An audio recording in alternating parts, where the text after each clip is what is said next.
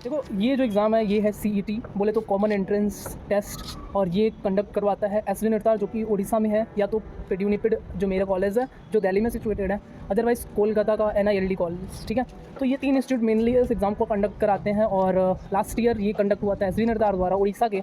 तो मैंने वो एग्ज़ाम दिया है, तो मैं उस एग्ज़ाम को अब एनालाइज़ करके आपको बताता हूँ कि मेरा क्या मतलब थिंकिंग था जब मैंने ये एग्ज़ाम दिया, मेरा क्लियर हुआ है तो मेरे को कैसा लगा ये पेपर, कितना हार्ड था या फिर कैसे क्वेश्चंस थे। और अगर आपको मैं उसी एग्ज़ाम पैटर्न के ऊपर बोलूँ तो आप कैसे प्रिपेयर कर सकते हो, क्योंकि जितना नीट के लिए ये लोग नोटिफिकेशंस देते हैं, सिलेबस अपडेट करते हैं या एग्ज़ाम के रिलेटेड बातें होती हैं, उतना इस एग्ज़ाम के रिलेटेड नहीं होती हैं। तो इसके बारे में आपको नेट पे बहुत ज़्यादा नहीं मिलेगा। तो उसके लिए आपको मैं अपने एक्सपीरियंस के हिसाब से जो बताऊँगा वो काफ़ी सही होने चाहिए। तो चलो उसके बारे में बात करता हूँ मैं। ठीक है, तो नीट के लेवल तक मैं बोल रहा था कि आपको एक्सपर्ट लेवल तक जाना चाहिए। वो इसलिए क्योंकि वहाँ पे माइनस मार्किंग होती है, और जिस भी एग्ज़ाम में माइनस मार्किंग होती है वहाँ पे आपका एक एक क्वेश्चन काफ़ी ज़्यादा इंपॉर्टेंट होता है कि आप सही करो। तो मैं ये कहूँगा कि ये प्रॉफिट आपको सीईटी एग्ज़ाम में मिलेगा कि यहाँ पे आप अटेम्प्ट कर सकते हो जितने क्वेश्चंस हैं, सारे के सारे क्वेश्चंस। ठीक है, क्योंकि यहाँ पे माइनस मार्किंग नहीं होती है। चलो बात करते हैं एग्ज़ाम के पैटर्न के ऊपर। और 100 क्वेश्चंस होते हैं इस एग्ज़ाम में। 30 क्वेश्चंस आपकी बायो से आएंगे, 30 केमिस्ट्री से आ जाएंगे और 30 फिजिक्स से आ जाएंगे।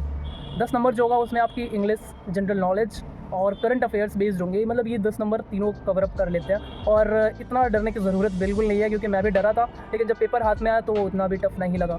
अगर आप सीबीएसई बोर्ड से या फिर आईसीएसई बोर्ड से क्लियर आउट करके 12th 11th करते हो, तो मैं कहता हूँ आपके लिए इंग्लिश बहुत ही मॉडरेट लगेगी, और उससे डरने की ज़रूरत नहीं है, ज़्यादा सोचने की ज़रूरत नहीं है, वो बहुत ही ईजी हो जाएगी आपके लिए। ठीक है, क्योंकि उसमें ऐसा पूछता है कि इसका अपोजिट क्या है या फिर इसका करेक्ट क्या होगा, फिल इन द ब्लैंक्स में यहाँ पे कौन सा वर्ब आएगा, मतलब वर्ब का कौन सा फॉर्म आ सकता है, ऐसा वैसा क्वेश्चन ही होते हैं। फिर अगर जीके की बात करूँ तो जीके बहुत ही करंट वाली चीज़ें होती है। जनरल नॉलेज जो है वो भी बहुत वैसा नहीं होगा। मैं तो ये बोलूँगा आप नियर बाई होगी एग्ज़ाम के लिए, तब आप इस पर अप्रोच कर लेना जनरल नॉलेज और जनरल करंट अफेयर्स के ऊपर। ठीक है, बहुत ज़्यादा हार्ड नहीं होता है, ईजी होता है।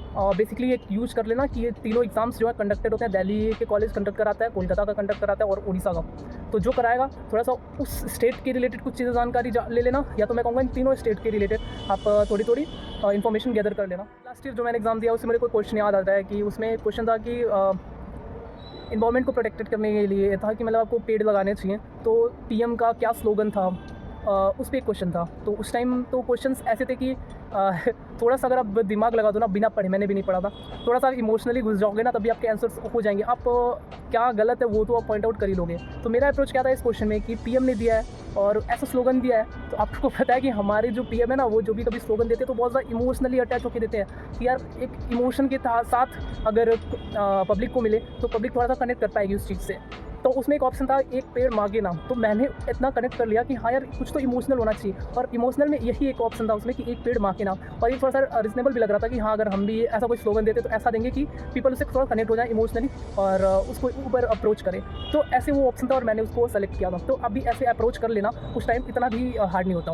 अब बात करते हैं हम लोग क्वेश्चंस के ऊपर, जो अपना बेसिक मेन है फिजिक्स, केमिस्ट्री और बायोलॉजी के ऊपर। लास्ट ईयर जो पेपर हुआ था सीईटी का, उसमें जो क्वेश्चंस थे वो वन लाइनर थे, मतलब बहुत ज़्यादा आपको डिटेल नहीं घुसना था टॉपिक में। लास्ट ईयर जो पेपर था वो इतना भी हार्ड नहीं था कि आपको जेई तक घुसना पड़े या नीट में ही बहुत ज़्यादा डीप घुसना पड़े।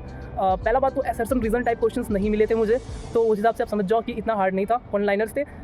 एक अप्रोच बता सकता हूँ कि आप 17-18 आई थिंक वो ईयर रहा होगा जिसमें बहुत ज़्यादा 16 के बाद 17-18 19 आई थिंक ये वो साल था जब नीट का पेपर वन लाइनर था कुछ हद तक, 17-18 में आई थिंक सो। आप अगर उस पेपर को देख लोगे ना और आप एनसीईआरटी बेस्ड एकदम रहो, नीट के बायो के लिए तो फुल एनसीईआरटी पे ही फोकस करना, बहुत ज़्यादा डीप जाने की जरूरत नहीं है, क्योंकि वन लाइनर आएंगे।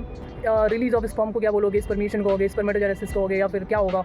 तो ऐसे एकदम बेसिक क्वेश्चंस आते हैं, बहुत ज़्यादा आपको डीप ऑफ द टॉपिक नहीं जाना है। तो बुक्स भी मैं अभी वीडियो में आगे बताऊंगा। केमिस्ट्री की बात करूँ तो केमिस्ट्री में भी आप वैसे ही अप्रोच करना कि आप एनसीईआरटी के जो ईजीएस्ट चैप्टर्स हैं उन पे फोकस कर लो, उनको अपना तगड़ा कर लो। अब मेरा अप्रोच क्या होने वाला है तीनों सब्जेक्ट के लिए, सिंपल सी बात है। देखो क्या करना, पहले तो तुम खुद से चैप्टर्स के बारे में एक एनालिसिस करो कि कौन कौन से चैप्टर्स हैं पर्टिकुलर सब्जेक्ट में जो तुमको ऐसा लगता है कि यार इसके बेसिक्स तो मुझे पता है, मतलब इसके कॉन्सेप्ट तो मेरे क्लियर है, उनको अलग कर लो। फिर तुम नीट के हिसाब से देख लो कि कौन से चैप्टर के वेटेज ज़्यादा हैं नीट एग्ज़ाम में, उनको अलग कर लो। और फिर जो टफ़ है, जो तुमको लग रहा है यार ये तो मेरे को समझ में नहीं आ रहा है, इसको तो मैं 4-5 बार भी पढ़ूंगा तब भी जाके मुझे थोड़ा सा ही समझ में आएगा, उसको अलग कर लो। अब जो ईजी है ना, उसको अभी से एंड एग्ज़ाम तक पर्टिकुलरली उस पर फोकस करते रहो, उसको डेली पढ़ते रहो, और साथ ही साथ जिनके वेटेज ज़्यादा हैं उन पे फोकस कर लो। ठीक है, ऐसा करने पे क्या होगा कि एग्ज़ाम से 1 या 2 महीने पहले तक तुम्हारे जो ईजी है, जो तुमको अच्छे लग रहे हैं, वो तुम्हारी एकदम अच्छी ग्रिप बन जाएगी। क्योंकि लोग क्या करते हैं, जिनको जो अच्छा लगता है उसने लास्ट में करेंगे, वो गलती मत करो। एक अच्छी ट्रिक होती है कि जो आपको आता है आप उसको एकदम बेस्ट कर लो।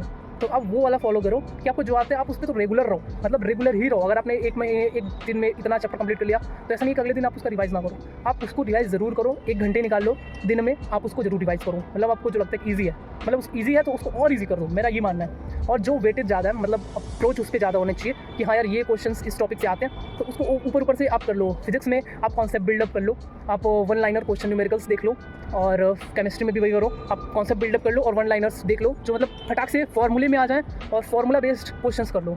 ऐसा नहीं है कि फार्मूले के अंदर के फार्मूले देख लो, अंदर के फार्मूले घुस जाओ, इतना घुसने की जरूरत नहीं है अगर आप सीटी के लिए ही प्रिपेयर कर रहे हो केवल।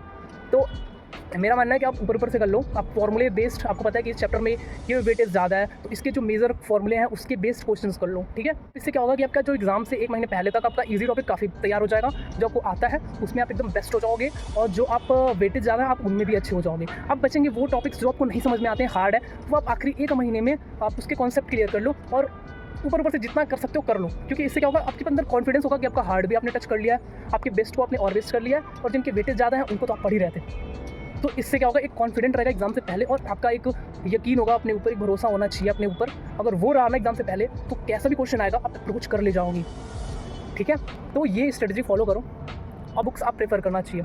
तो मैंने बोला कि ये बहुत ज़्यादा आपको डिटेल में नहीं जाना, तो आप अपनी NCERT को तो फॉलो करो ही करो, साथ ही साथ आप MTC on the finger tips जो आती है, तो आप MTC की वो बुक फॉलो कर सकते हो तीनों सब्जेक्ट के लिए।